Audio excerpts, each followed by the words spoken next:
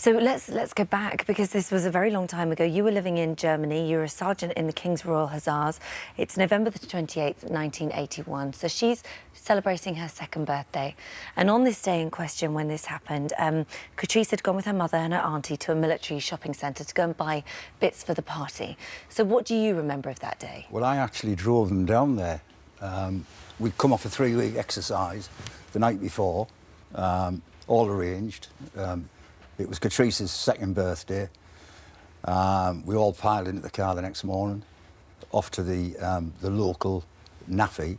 Now, I hasten to add that the NAFI is basically, to your viewers outside, it's like a supermarket.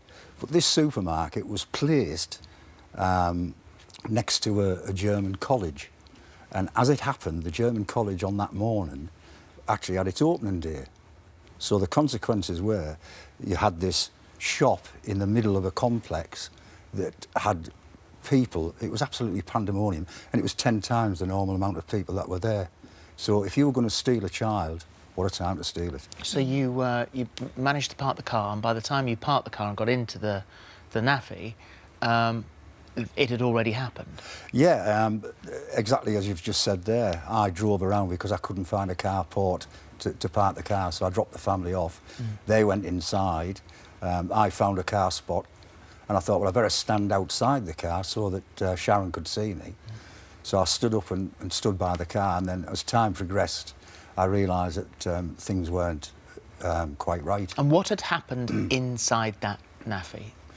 Well, I went inside, obviously, to find out what was going on, and I saw no sign of Sharon. I saw no sign of Katrice and no sign of Sharon's sister Wendy. But also they have an annex, which is the gifts and durables, and I thought, oh, possibly because it's Katrice's birthday, they've moved on through there. So I went to walk through into the gifts and durables, but I had to pass the manager's office and realised that Sharon was sat there crying her eyes out. So she'd gone back. She'd been at the checkout. She'd gone back to get something else from the shelves.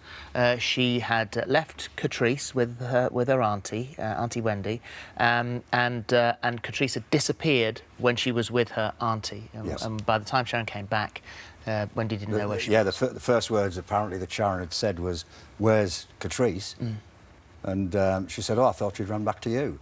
But what I will point out at this point in time is that also the shop itself was in a cul-de-sac, and the actual door that you enter through, once it was closed, it didn't have a handle to get out if you were inside. So you had to come through the 3 checkouts that were there. So this moment, in that moment, and we discussed this sort of golden 24 hours, where if you're going to find somebody, all of these moments are key, really. This becomes an in-house investigation because it's on military land, so it was up to them to investigate. So you didn't get any police help here, and you felt let down with the investigation. I've felt let down for the last 36 years, and I'm incredibly frustrated that a system that should be there to support a family like myself wasn't supporting the family. And what they are now doing as the Royal Military Police and searching for Katrice is they're actually doing things that should have been done 36 years ago. Yeah. Not in the first 24 hours, or the golden hours, as you've just pointed out. Well, I mean, I think there was a crime watch only a couple of months ago that showed an e-fit of a man that police are interested in. That's the first time you've seen that. You've never seen it before. No, and the sad part of that is that as soon as I saw that with the general public, although I am Katrice's father, I saw that with the general public and thought, well, that's an e-fit. It's not a modern generated picture. So my suspicions were aroused immediately. So as her father at that time, at the height of the investigation, and as Holly said, those first golden 24 hours, you never saw that circulated? No, no. You searched every night, didn't you? I went out every night, and I didn't do it alone. I had a lot of people that went out and supported my family. Couldn't fault them.